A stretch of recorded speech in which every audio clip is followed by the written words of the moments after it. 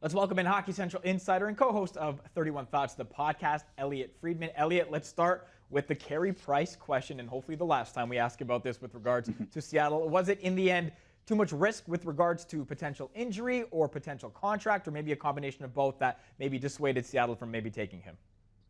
Faisal, I think that's exactly what it was. It was the risk. I still think that Seattle felt that they didn't get enough of the medical information. I think they felt that they just didn't know everything that there was to know about whatever Price could be facing medically.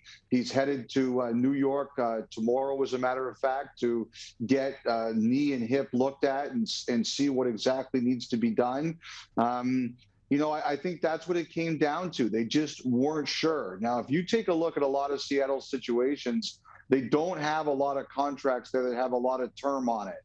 And, Jamie Alexiak was a guy they gave 5 years to, but generally, other than that, they really don't have a lot of those. And they said they were going to value salary cap flexibility. The proof was in what we saw tonight. They valued salary cap flexibility.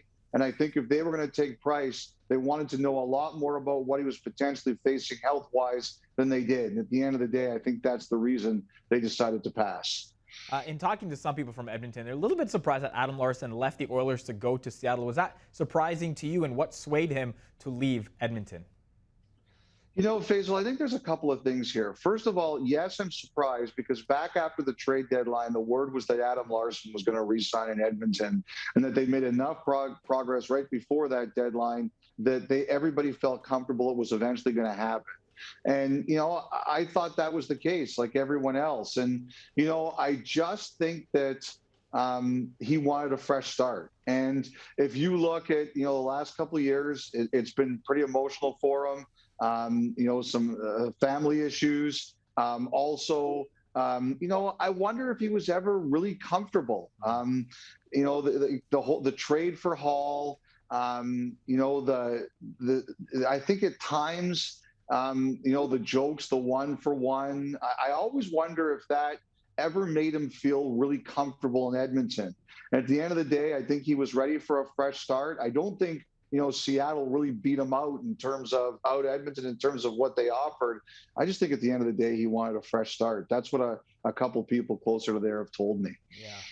Makes sense. I've been thinking all day about my favorite Jared McCann Maple Leaf memory. I still haven't thought of it yet. Look, the business side of it from Kyle Dubas to get him from Pittsburgh. You understand the strategy. People, of course, upset on Twitter because they're upset on Twitter. But what did you make of what Dubas did there in the hopes of maybe trying to keep him over Kerfoot?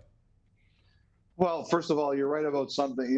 When it comes to social media, 50% of the people are going to like it and 50% of the people are going to hate it. You just have to deal with all of that. Yeah. I think quite simply that Pittsburgh and Toronto realized that Seattle liked both McCann and Kerfoot. And they worked it out where Pittsburgh got something in case they lost him, Hallander in the 7th rounder, and Toronto knew at least one of those two players was going to be on their roster.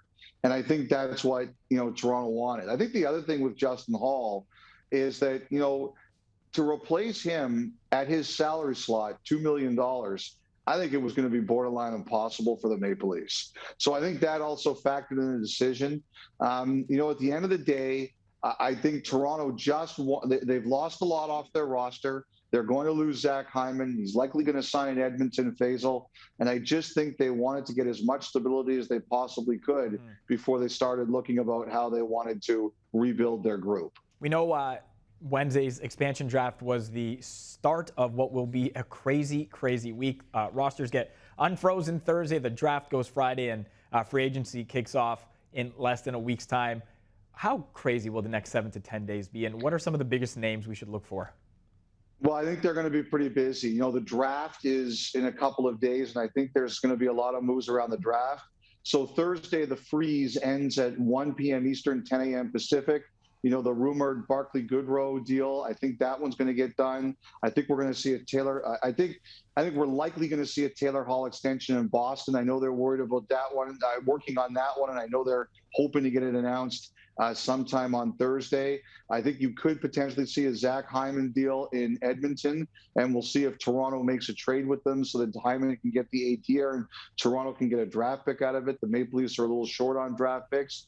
And then we start to move into some of the other names like Seth Jones, Jack Eichel, as we head to the draft itself. I think it's going to be pretty crazy, Faisal. I think I'm going to be busy. Whether that's good or bad, I think I'm going to be busy. Turn those tweet alerts on, as I say, with all the insiders we've spoken to this week. Elliotte, always appreciate your insight and your time, man. Thank you. All right, Faisal. Take care, man. Have a great night.